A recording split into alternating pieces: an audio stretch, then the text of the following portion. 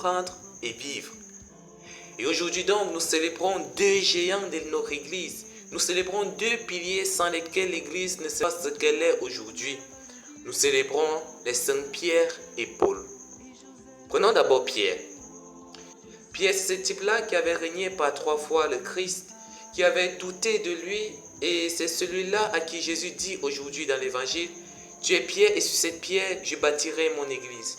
Je te donnerai les clés du royaume des cieux, et tout ce que tu liras, bref, vous connaissez la suite. » Et c'est ce type-là que Jésus a quand même choisi pour devenir le chef de l'Église, pour devenir le premier pape de son Église, celui qui porte la responsabilité de guider le peuple de Dieu. Et aujourd'hui encore, l'Église continue sur cette ligne. Les successeurs de Pierre sont là, le pape, les évêques, nos prêtres. Alors, posons-nous une question simple. Quel est notre comportement envers nos dirigeants religieux? Est-ce qu'on prie pour eux ou on les critique en boucle sur les réseaux sociaux et dans nos quartiers?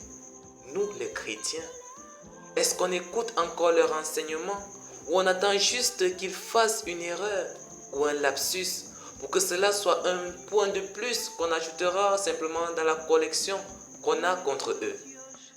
Est-ce qu'on respecte encore la voix de l'Église? Ou bien on fait notre propre religion, notre propre vérité à notre guise? Franchement, qu'est-ce qu'on fait aujourd'hui des lois, des juridictions, des commandements de notre Église? Combien de fois on ignore sciemment les enseignements, on sélectionne ce qui nous arrange, on jette le reste. L'Église parle, mais nos cœurs sont devenus sourds. Pierre a reçu les clés, mais nous, chrétiens, on veut défoncer les portes. Prenons le second pilier, Saint Paul. Ce fameux Paul, ce type qui avait consacré une bonne partie de sa vie à persécuter l'Église et à massacrer les chrétiens. Aujourd'hui, il est l'apôtre infatigable de la parole. Celui qui a traversé des villes, des mers, des prisons, des montagnes, juste pour que l'évangile arrive jusqu'à nous aujourd'hui.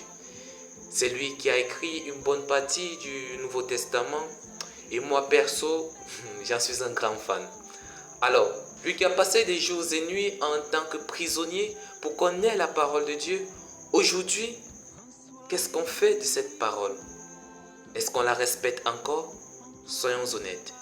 Les gens sont à la messe, téléphone en main, pas pour lire la Bible numérique, non, mais en train de scroller pendant qu'on lit les lectures, scroller sur les réseaux sociaux, répondre aux messages auxquels on n'a pas répondu depuis longtemps. La parole de Dieu retentit et au lieu d'ouvrir l'oreille du cœur,